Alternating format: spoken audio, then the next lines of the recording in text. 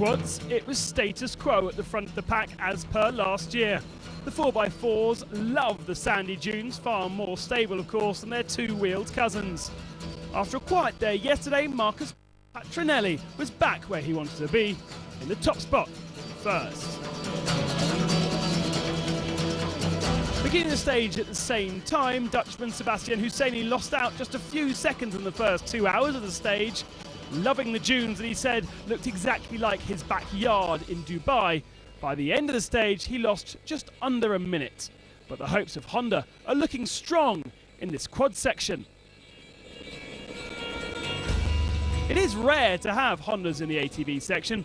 It's generally dominated by Yamaha. Ignacio Caselli is aboard a Chilean team Auto Gas run bike and improved his position on yesterday to finish third. After 3 years on the Dakar, he's hoping to steal the stars from the Patronelli lane and bring it back to Chile.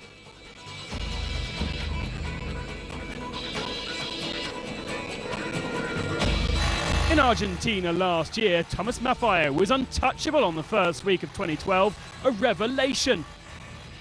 But this edition has started quietly for the Argentinian. He's far more comfortable on his homelands, the Pampas. And so did the star of day one. Led the quads onto the stage. Ignacio Seminaro enjoyed his run to 5th position. He was the 4th quad home, but could only register the 5th best time.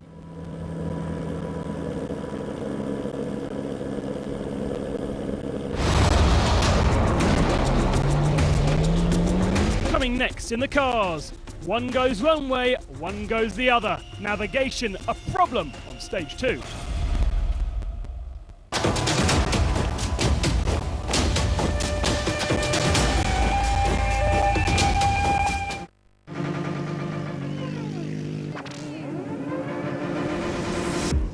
An appetizer for most, already a struggle for some.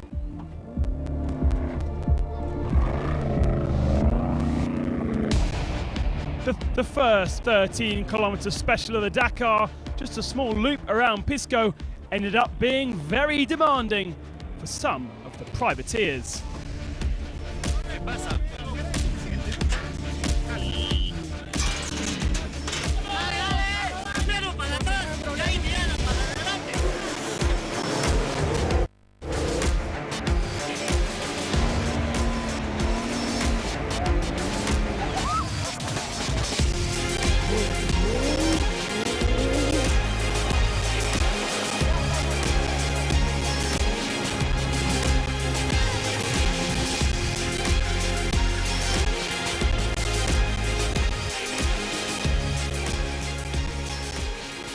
And that was just the beginning of a very, very long journey.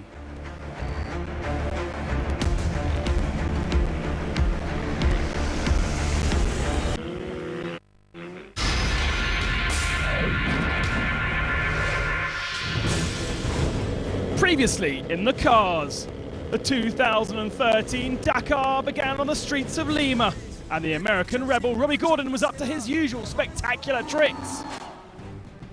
On the sands of Pisco, however, things didn't go so well. His Hummer got stuck.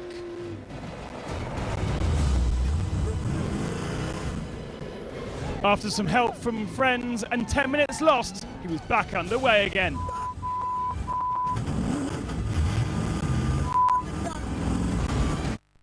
That times 3 was 30 minutes lost. Of course it's going to be important. I mean, this is going to hurt really bad.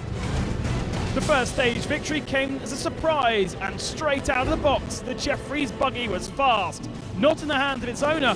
Instead, El Matador was the man on top.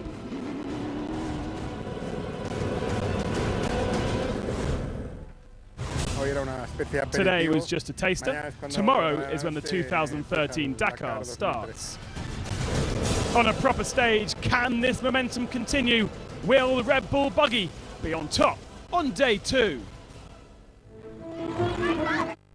So a tough opener for Robbie Gordon, apparently more efficient and happy with his model Hummer than with his big one. The American swallowed his anger with the kids of Pisco. But it was another bad day for Robbie Gordon in his big car as well. He lost time, struggling with navigation, and finished 19 minutes behind. Time to hit back. This 240-kilometre special had a lot of navigational upsets. Kilometre 75. Opening the way, Carlos Sainz and his teammate Nasser Al-Attiyah got lost, as well as Gerlan Shishri. Chaos in the dunes. Shishri third yesterday, lost over half an hour.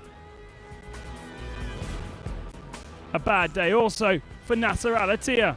Although the car going well, Nasser Al-Attiyah and his co-driver Lucas Cruz lost 11 minutes. And while Shishri was going one way, his teammate Chabot was going the other.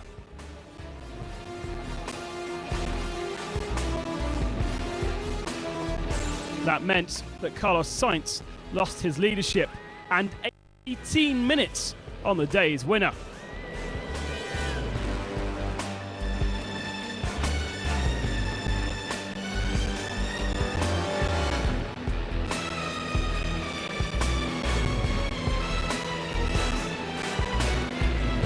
The Spaniard was not happy, didn't understand where he and his co-driver Timo Gottschall could have possibly gone wrong, but just couldn't find a waypoint.